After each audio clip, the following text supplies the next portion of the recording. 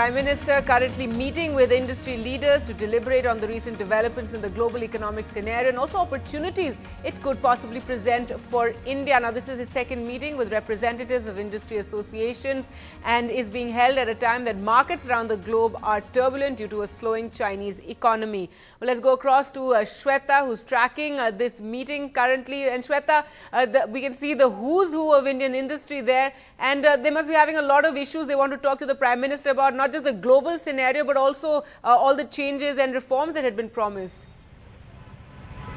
Absolutely, Gargi, a very, very critical meeting that is taking place. There is, of course, the who's who of corporate India, top economists, market analysts, all of them present here at this meeting with the Prime Minister. Also present there, Finance Minister Arun Jaitley, also RBI Governor Raghuram Rajan, all top economic ministers. So in that sense, every representative of the government as well as the RBI is present here, from the industry side, from market analysts, economists, everyone present to brainstorm on a number of issues. Now, two aspects really to this meeting. One, of course, is the global situation that is emerging, and that remains, of course, the topic of the meeting also that the Prime Minister has called to understand what is happening globally, to take advantage of the situation.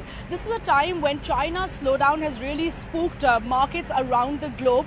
We've seen global markets coming under pressure, currencies in emerging markets particularly coming under huge pressure. India has been impacted as well. India's stock market yesterday closed, the Sensex closed below the 25,000 mark for the first time in 15 months, and that's been an important psychological barrier that has been crossed, that a new low that we've seen. Also on the rupee front, we've hit a new 2-year low, and the rupee has been under pressure. At the same time, there are many economists as well as many within the government who believe that the global situation can actually be turned to India's advantage. China's slowdown should be seen as a silver lining by India, because at the end of the day, India still remains in a sweet spot among emerging markets. India still remains a market that can attract capital at this time when China's slowdown is something that the world is really talking about. So on the global front, taking advantage of that situation, a very, very important development that's expected to take place next week, of course, is the US Federal Reserve meeting, where for the first time in a decade, there is a possibility that the US Federal Reserve may hike interest rates.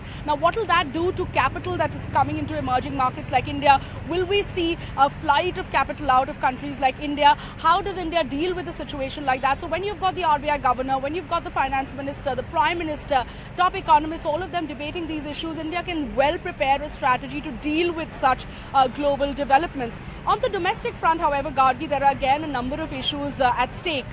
One, of course, has been the slow pace of reforms. We know that the monsoon session of Parliament has been a huge setback for this government. The government was hopeful of pushing through key reforms like the GST, like the land acquisition, which clearly did not see the light of the day. The industry is very, very concerned about the fact that the reform process has taken a clear, slow turn. GST is being seen as a very, very critical measure. The industry was hopeful that there would be some positive development on the GST front. That has not come true, because that is one reform which can clearly add 2% to India's growth rate. On the land acquisition front, the opposition's protest continues to be very, very shrill. So how do you deal with issues at a time when industry finds it hard to even acquire land? How do they go ahead and step up their investments? So the industry on their part is likely to talk about a number of issues that's stopping them from opening up their purse strings. Because remember, this is a time when private investment still continues to be hugely disappointing. The numbers are clearly not looking good. A lot of the growth that is being fueled is being done by public investment, but clearly the government wants the private sector to come ahead and start investing. And that is not happening, which is in sharp contrast to the kind of views you had seen last year when this government had come to power. There was a lot of hope, there was a lot of expectation. Corporate India had given it a great welcome. The markets were euphoric. All that picture has changed 14 months down the line. So the government trying to get a sense of what's really bothering the markets, what's really bothering investors, what's bothering corporate India, to come out with some sort of a strategy to deal with both domestic problems and the global issues at hand. Back to you, Gargi.